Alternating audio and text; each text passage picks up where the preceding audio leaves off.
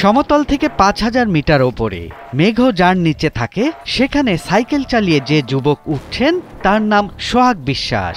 বাংলাদেশের এ তরুণ তৈরি করলেন অনন্য এক উদাহরণ। বাংলাদেশের সবুজ সমতল থেকে দুর্গম হিমালয়ের ৫,৫০০ মিটার উঁচু গিরিপথ থরংলা সাইকেল চালিয়ে পাড়ি দিয়েছেন তিনি।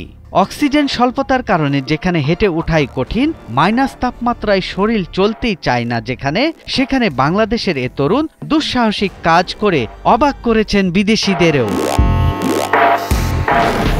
নেপালের রাজধানী কাঠমান্ডু থেকে সাইকেল চালিয়ে ৭৫০ কিলোমিটার ভয়ঙ্কর দুর্গম পথ পাড়ি দিয়ে থরংলা গিরিপথ অতিক্রম করেন সোহাগ। পেশায় একজন শিক্ষক সোহাগ বিশ্বাস ২২ দিনে তার এই ঐতিহাসিক যাত্রা সম্পূর্ণ করেছেন। পৃথিবীর অন্যতম দুর্গম এবং সুন্দর অন্নপূর্ণা পর্বতশ্রেণীকে পরিক্রমের এই পথকে বলে অন্নপূর্ণা সার্কিট। সারা পৃথিবী থেকে দুঃসাহসী মানুষেরা আসেন এটি পায়ে হেঁটে সম্পূর্ণ করতে। সেখানে বাংলাদেশি সোহাগ সাইকেল চালিয়ে এটি পাড়ি দেওয়ায় বিদেশিদের কাছেও উজ্জ্বল হয়েছে দেশের ভাবমূর্তি। সোহাগ বিশ্বাসের কাছে কাঠমান্ডু থেকে অন্নপূর্ণা সার্কিট পর্যন্ত সাইকেল চালানো ছিল এক চরম ঝুঁকিপূর্ণ অভিজ্ঞতা।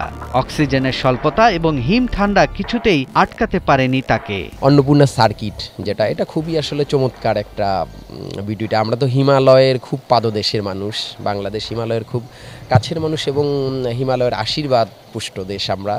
আমাদের হিমালয়ে আসলে খুব দেখা উচিত। তো এই অন্নপূর্ণা সার্কিটটা মানে আলাদা একটা সৌন্দর্য। আমি চিন্তা করলাম এটা আসলে সাইকেলে কমপ্লিট করি। অনেকেই সারা পৃথিবীর হাজার হাজার মানুষ এটা পায়ে হেঁটে প্রতি বছর টেক করতে আসে। এই জার্নিটা আমি আসলে সাইকেলে শুরু করলাম, একদম পোখরা থেকে আর কি চালানো শুরু করলাম। প্রথম দিকে অনেকেই তাকে সাহসিকতার জন্য প্রশংসা করেছেন, কিন্তু তার মতে এটি শুধু সাহসের বিষয় নয়, বরং শারীরিক এবং মানসিক দৃঢ়তার পরীক্ষা। সোহাগ বিশ্বাস বলেন, আমি পাহাড়ে চড়তে ভালোবাসি, কিন্তু এই সাইকেল যাত্রা আমাকে নতুন অভিজ্ঞতা দিয়েছে।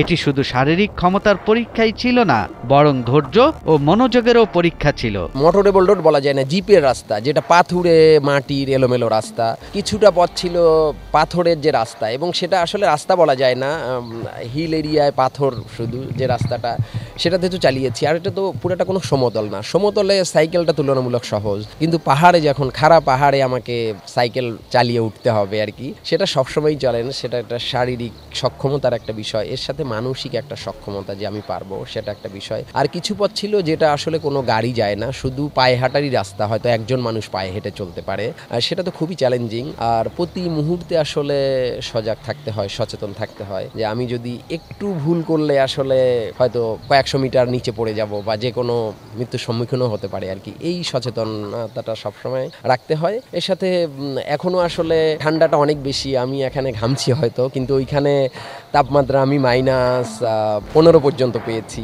সোহাগ বিশ্বাসের এই অভিযান বাংলাদেশে পাহাড়ের প্রতি আগ্রহী তরুণদের জন্য একটি অনুপ্রেরণা হয়ে উঠেছে।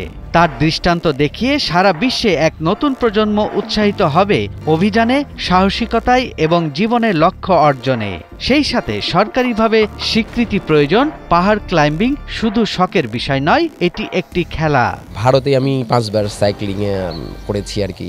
শিশুদেরকে, অন্যদেরকে যে উৎসাহিত করা হয় এবং আমরা যে ধরনের অভিযানগুলো করছি তাতে এটা বেশ ব্যয়বহুল। আমার মনে হয় যে বেসরকারি এবং সরকারি এই পৃষ্ঠপোষকতাগুলো যদি থাকে এবং সবাই যদি এগিয়ে আসে, তাহলে আমার মনে হয় যে এখানে খুব ভালো কাজ করা যেতে পারে এবং আমাদের সবার যে শারীরিক এবং মানসিক একটা সুস্থ বিকাশ, গ্যাজেটমুখী যে আমরা বলি, তার থেকে সবাই আসলে বেরিয়ে আসতে পারবো।